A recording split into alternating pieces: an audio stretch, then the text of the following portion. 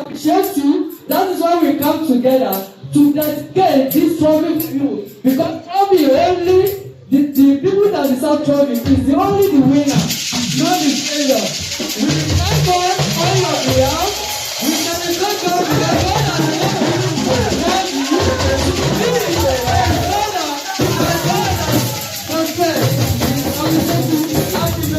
God has never given Thank you.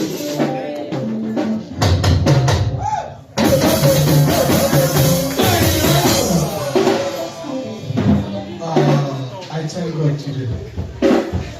And I thank everyone. I thank God because in this church I did bury everyone. All my church in Nigeria, Malaysia, I did bury everyone. I thank God that God is with me. And I thank you guys for being with me, to share love with me. I thank you so much.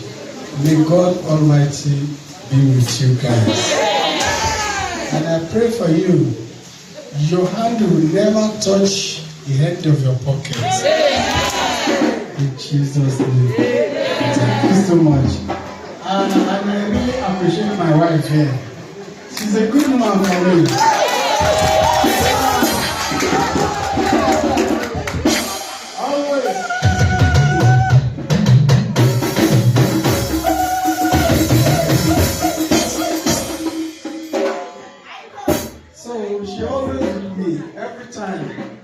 If there is anything, Baba, how are you? What is going on? What happened to you? I thank you so much. May God Almighty be with you. I also thank those elders. I thank you guys. My only son, Shegun, I thank him too. She's with me. She's my child and I love him. May God be with you. I thank everyone. All the women in the church, I thank you guys. All the choir.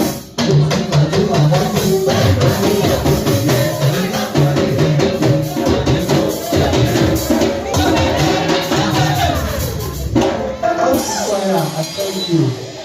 May God bless you.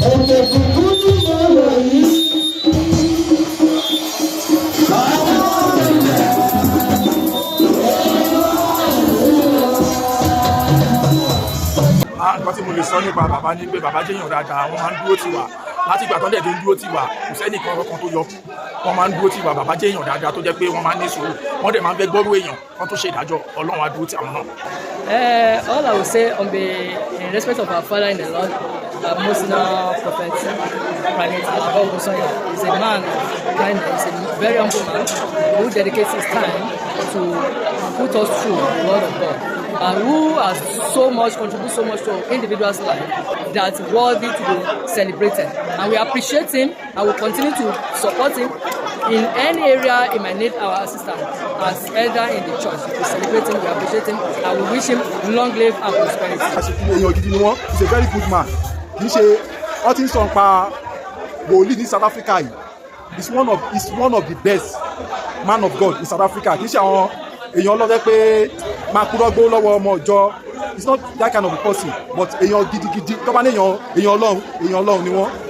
Àdúgbò lọ́wọ́ Ọlọ́run gidigidi ibi pé àdúgbò sì nìkan fún bàbá náà àyàn Ọlọ́run àgbàgbà àti ìkọ̀kọ̀ Ọlọ́run. Àdúgbò lọ́wọ́ Ọlọ́run nínú ayé bàbá wa Oju-O-Ni-Ti-Mi, àgbàdúrà fún ọ wípé kọ́lọ́run jẹ́ kó ṣọ̀pọ̀ ọdún láyé.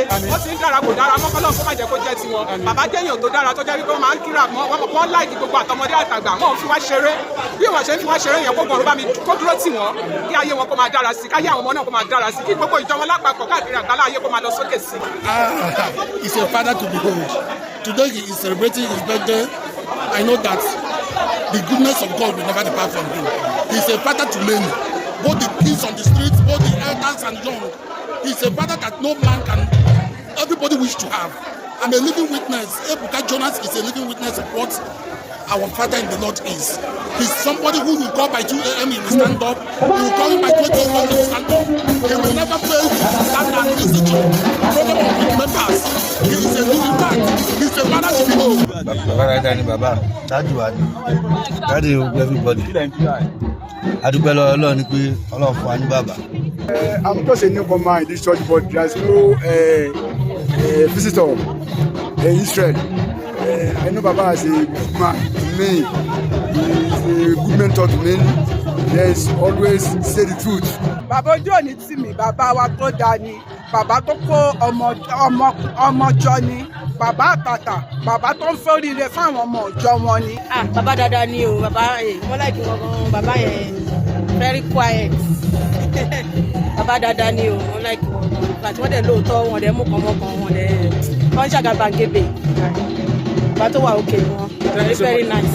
Oh, he's a wonderful man, a loving father. There is no time you run to him for anything that he will not speak and pray and encourage you and also give you word of exhortation. He's a good father, a loving father. Apart from being a prophet, he's a wonderful person that you can run to with all your problems, and God will use him to give you solution. He's a good father to me, to everyone, and always be there for us in any situation. Even if I have any crisis like this, if I call him, he answers me one hand, and with prayer, with everything, he always be there for me. God bless our father in the Lord. Kò sí nǹkan tí mo lè fi qualify wọn tó, bàbá dáadáa ni wọ́n, bàbá tó jẹ́ wípé tẹ bá fẹ́ kó wọ́n dọ̀ wọn, ẹ máa rẹ́rìn-ín bọ́tà mi, tẹ bá jẹ́ sọ pé dájú o báyìí ló ṣe rí o, dájú máa ní kò sí wàhálà ya dáadáa, kọ́kọ́ ẹ balẹ̀, àlàáfíà ti jẹ́ tiẹ̀, àdúrà tí mo fi ń ràn wọ́n lọ́wọ́ ni pé kẹ́mi wọ́n tún bọ̀ gùngùngùn, kọjá àgbà kọjú kó má ṣe fojú sunkún ọmọ, àwa ọmọ tó fẹnu bílíọ̀ káwa náà ṣoríire lójú wọn, nínú wọn kójú káyọ̀ wọn kó kú ní orúkọ Jésù. He's a leader. He's a teacher. He's a great leader. I just want to pray that the Lord will bless him. The Lord will continue to uphold him. The Lord will, in the vineyard of the Lord, he shall not be found wanting. The Lord will continue to add more grace and more anointing to his anointing in Jesus' name. Ọ̀rọ̀ tí mo lè sọ pa Bàbá Oju-O-Ni-Ti-Mi ni pé bàbá dáadáa náà jẹ́ sí wa. Bàbá tó ń kọ́ ọmọ wọn dé mọ́ra ni. Bàbá tó jẹ́ pé tó bá rí àṣìṣe ọmọ capitalize lé lórí. Wọ́n á pe ọmọ fún ìtọ́sọ́nà àti ìṣeré ọmọ náà. So mo kí bàbá pé ọkú ọdún. Hi, Papa is a very nice man. He's a good and wonderful father, and I pray that God will continue to bless him in everything he do in his life. And I pray that God uplift him. He's not going to die. He's going to be the father that will father his children and all of us in Jesus' name. Happy birthday to our father in the Lord. Bàbá wa Oju-O-Ni-Ti-Mi, wọ́n jẹ́ ẹni Ọlọ́run, bàbá tí a bọ̀wọ̀ fún, bàbá tó tún bọ̀wọ̀ fún àwa, bá ṣe kéré gan-an kì í rò pé ọmọ kékeré ni wá, wọ́n máa tún máa bá wa sọ̀rọ̀ tọ̀wọ̀tọ̀wọ̀ tí respect. Bàbá jẹ́ ẹnìkan tó jẹ́ wípé wọ́n máa ń gbà wọ́n mọ́ra gan, wọ́n ní sùúrù, wọ́n ní faradà, wọ́n dẹ̀ jẹ́ olùkọ́ni rere. Bàbá jẹ́ bàbá rere, he is my mentor. Mo kọ́ àwọn ìwà kan lọ́wọ́ bàbá tó jẹ́ pé bàbá ló jẹ́ kéèyàn máa ní àmójúkúrò. Bàbá máa ń pa nǹkan mọ́ra, wọ́n máa bá wa sọ̀rọ̀ pẹ̀lú ìfẹ́ pé ẹ jẹ́ ká nífẹ̀ẹ́ ara wa. Bàbá jẹ́ ènìyàn dáadáa, mo wish wọn happy birthday, long life and prosperity. Wọ́n ṣọ̀pọ̀lọpọ̀ tó láyé àní fojú sunkún wọn, wọn ò ní fojú sunkún wa. Wọ́n máa pẹ́pẹ́pẹ́pẹ́ fún wa ní lórúkọ Jésù Kristi wa. He's a good father.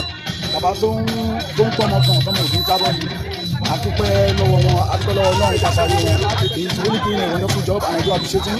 Ever since I've been worshiping here, I have no reason to regret. And I thank God on his behalf. May he live long and may he live the fruit of his labor in Jesus' name.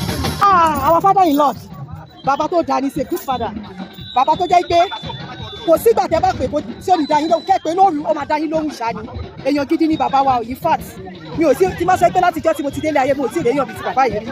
Bàbá dáadáa ni kọ́lọ́n kó jọ kó bá wa túbọ̀ lọ́rọ̀ ẹ̀mí wọn, kọ́ dàgbà kan dògbò, kọ́ kó wa jẹ̀gbẹ́. Bàbá dáadáa ni wọ́n lọ́ọ̀bù wọn kó gbogbo èèyàn mọ́ra. So àdúrà mi fún wọn ni pé wọ́n dàgbà wọ́n darúgbó láti ọ̀dọ̀ wọn kó wa jẹ̀gbẹ́ lórúkọ Jésù. Oju-O-Ni-Ti-Mi, our lovely father, is a father, is our mentor, and if I continue to speak in words, it's immeasurable. He's a father that you can always pray to God to have all the time. He's a shoulder that we cry on, and he's always ready to assist and help us, and he's always there for us. Anytime you knock on his door, he's always there to open the door for us. In fact, I don't even know, words cannot really phantom what I can really say about him.